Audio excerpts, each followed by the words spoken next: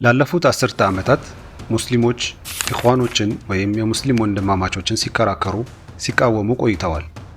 አንዳንዶች እንደ ተሐድሶ አራማጆች አድርገው፣ ሌሎች ደግሞ እንደ የፖለቲካ አክቲቪስቶች አድርገው ይመለከቷቸዋል። ነገር ግን በጣም ጥቂቶች ጥልቅና ብዙ ሰው የሚዘነጋውን ጥያቄ ይጠይቃሉ። የሙስሊም ወንድማማቾች ከጥንታዊ የሱኒ ስነ መለኮት ጋር ሲነጻጸሩ የት ቦታ ላይ ይገኛሉ? እንቅስቃሴውስ ፖለቲካዊ ነው ወይስ እስላማዊ ንቅናቄ? በዚህ ዳሰሳችን የሙስሊም ወንድማማቾችን ክላሲካል እና ዘላቂ ከሆኑት የሱኒ መለኮት ትምህርት ቤቶች በአንዱ መነጽር እንመረምራለን። እስከ መጨረሻውም አብረውን ይሁኑ።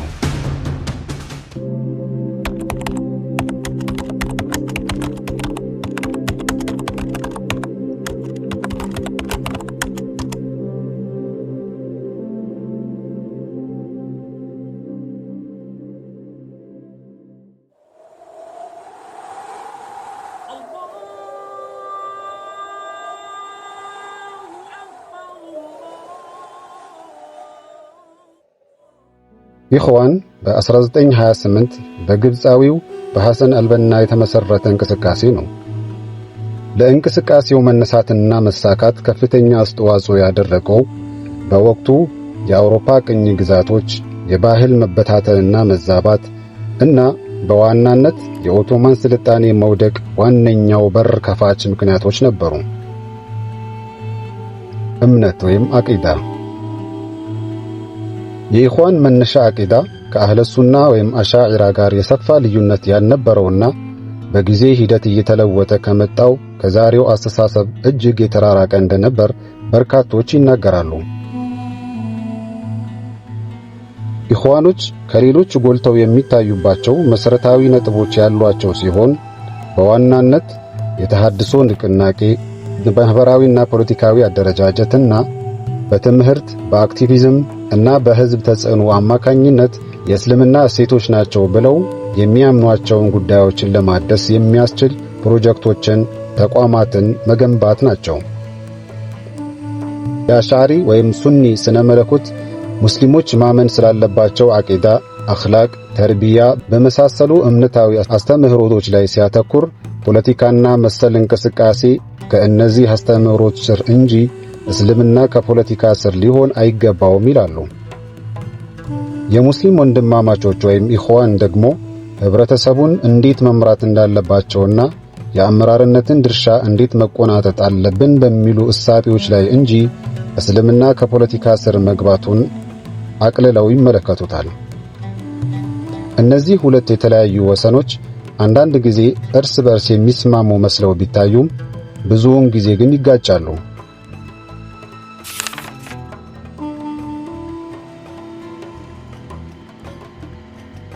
በርካቶች ዘንድ ከሚነሱና እጅግ አስፈላጊ ከሆኑ ጥያቄዎች አንዱ የሙስሊም ወንድማማቾች የተወሰነ የቴዎሎጂ ትምህርትን ይከተላሉን የሚል ሲሆን መልሱም አይከተሉም፣ ቢያንስ በይፋ አይናገሩም ነው።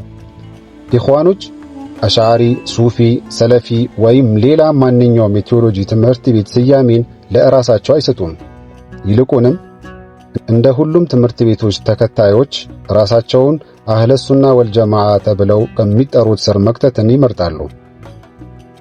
በዚህ መሰረት ጥልቁን የቴዎሎጂ ክርክሮችን እናስወግዳለን፣ ከሁሉም አስተሳሰቦች ጋር ተቀባይነትን እናተርፋለን ብለውም ያምናሉ። ኢልመል ከላም የተርቢያ ቴዎሎጂና የተዋቀረ የእምነት ወይም አቂዳ ትምህርቶችን እምብዛም አያካትትም። አመራራቸው በታሪክ ከቡድንነት ወይም ፊርቃ ይልቅ አንድነት በሚል መሪ ቃል ራሱን ማስተዋወቁ እንቅስቃሴው በዓለም አቀፍ ደረጃ እንዲስፋፋና ተቀባይነት እንዲያገኝ አስችሎታል። ይሁን እንጂ ይህ መሪ ቃል በጊዜ ሂደት ከፍተኛ ውስጣዊ ልዩነትን እና አንዳንድ ጊዜም የአቂዳና የአመለካከት አለመጣጣምን ፈጥሯል። ይህ ብቻም አይደለም።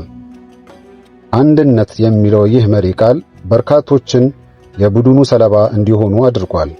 ለምሳሌ የአሻዒራና የሱፊ ጣዕም የነበራቸው አባላት በተለይ በሰሜን አፍሪካ፣ ግብጽና ሱዳን እንዲሁም የሰለፊ ዝንባሌ የነበራቸው በተለይም በባህረ ሰላጤ እና በየመን እንዲሁም የዘመናዊ ወይም የተሐድሶ አዝማሚያቸውን ቅድሚያ ሰጥተው የሚያራምዱ እንደ ቱርክ እና በአንዳንድ የአውሮፓ ሀገራት ውስጥ ያሉ በርካታ ሙስሊሞች የኢኽዋን እንቅስቃሴ ሰለባ እንዲሆኑ አድርጓል።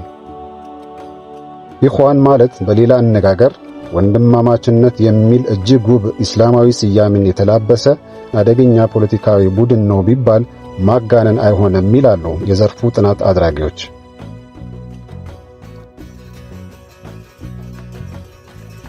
ሱኒ እና ኢኽዋን ሁለቱም ከተለያዩ ትምህርት ቤቶች የመጡ ቢሆኑም እና ሁለቱም በዋናነት በዋናው ኢስላም በሚለው ስያሜ ስር ነን እስካሉ ድረስ የሱኒ ምሁራንና የሙስሊም ወንድማማቾች በተፈጥሮ የሚገናኙባቸው በርካታ ነጥቦች መኖራቸው አይቀሬ ነው። ከእነዚያ ነጥቦች መካከል ሁለቱም የእስልምናን መሰረታዊ እምነቶችን ወይም አቂዳዎችን ያጸድቃሉ። ኢኽዋኖች ዝርዝር ከሆነው የቴዎሎጂ ወይም ዒልመል ከላም ትምህርት ቤት ባይሆንም የሱኒዎችን አቂዳን እምብዛም አይነቅፉም፣ አይፈታተኑም። ሁለቱም የእስልምና መሰረታዊ ትምህርትን አርካኑል ኢስላምን ያበረታታሉ። ምንም እንኳን ዘይቤያቸው ቢለያይም ሁለቱም በሕዝብ ሕይወት ውስጥ ትምህርትን፣ ስነ ምግባርንና የእስልምናን ማዕከላዊነትን ለማጉላት ባመኑበት መንገድ ይሰራሉ። ሁለቱም ተክፊሮችን አይቀበሉም። አብዛኞቹ የኢኽዋኖች ጽሑፎች ሙስሊሞችን እንደ ሙሽሪኮች አድርጎ በጅምላ ማወጅን አጥብቀው ይቃወማሉ። ይህም በአሻዕሪያ ሱኒዮች ረገደ መለኮት ውስጥም ስር የሰደደ መርህ ነው። ሁለቱም የሙስሊም ማህበረሰብ አንድነት ያሳስበናል ይላሉ። አሻዕራዎች የሚሰሩት በምሁራዊነት ወይም ሸይኽና ተማሪ በሚለው የነባሩ የመማር የማስተማር ሥርዓት ሲሆን በወንድማማችነት ደግሞ በአብላጫነት የሚሰራው በአክቲቪዝም ነው። ሁለቱም ጎጂ አክራሪነትን እንዋጋለን ይላሉ። አሻዕሪያዎች በምሁራዊነት፣ ወንድማማችነት ደግሞ በማህበራዊ ተጽዕኖ ሲሰሩ ይታያሉ።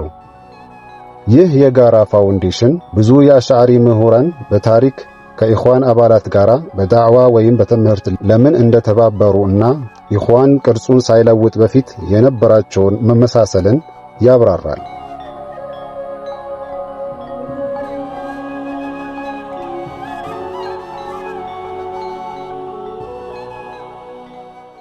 اللهم صل على محمد النبي الكريم اللهم صل على محمد